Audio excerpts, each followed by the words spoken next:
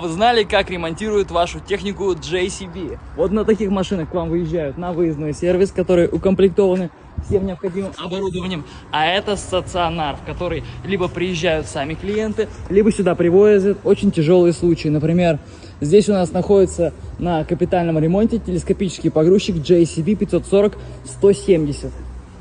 И тут же у нас лежит разобранный гидромолот, который пришел на капитальный ремонт.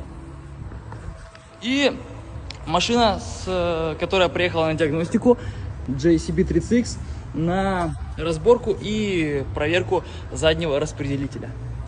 Я уже протестировал, предварительно с ним все хорошо, но клиент настаивает, чтобы его проверили.